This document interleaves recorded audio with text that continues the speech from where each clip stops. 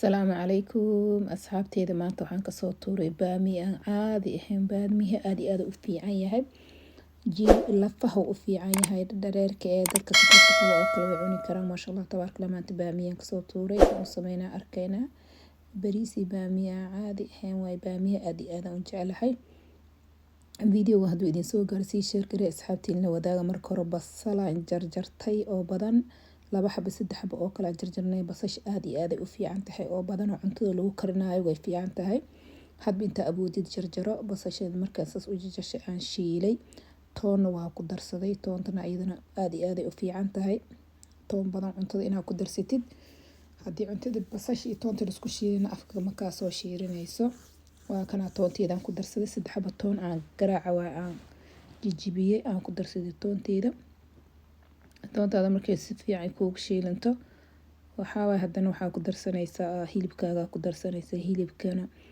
daarta digaaga ku sameeysan laakiin baamiya hilibka ku macaaya daarta digaaga ku sameeysan karta adii 1 kiilo oo kal adii kisto ka yar oo kal waa hilib ee maasha Allah waa ka ku darsaday hilibki iyo markay si fiican isku karaan yaayada iyo basasha isku karaan markuu hilibku si fiican u bislaado baamiyaha lagu daro hilibka marka hore aad inuu kaaga bislaado waaye xawaajiyaal waxa haysatida ku darsanaysan waa kan xawaajiyaal aan ku darsaday yaayadaas aan ku darsaday yaay imrooli 4 xabo 5 xabo oo kale aan ku darsaday hal qaado yaay shishiid oo kale aan ku daray markay si fiican isku shiilma oo ii bislaaday ayaan baamiyaha ku darsaday baamiyaha wax badan ku dar nus kiilo oo kale baamiye badan aan sameeyay majeedido nus kiilo oo kale baamiye aan ku darsaday maasha Allah waa kana jaayisu yahay baamiyihiga saas isku karaaya asaga dhan maasha Allah maraq ceesha ku cuni kartaa waxa ku cuni kartaa muufada waxa ku cuni kartaa bariis ani hadda bariis aan ku cuni wax kasta ku cuni kartaa canjeerada waa ku cuni kartaa wuxuu ka celinay malaha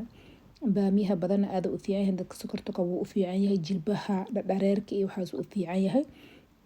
video haduu idin soo gaar asxaabtii si share garee asxaabtiin la wadaaga qeyb badan idin rajeynaa inta YouTube waa laga soo dadaalaan ku dhahay waa ka soo gaabsaday laakiin insha Allah hadii kadib cuntooyina idin soo gelinaya insha Allah si share garee asxaabtiin la wadaaga video meel dheer Allah gaarsiin qeyb badan idin rajeynaa farxad iigu noolaada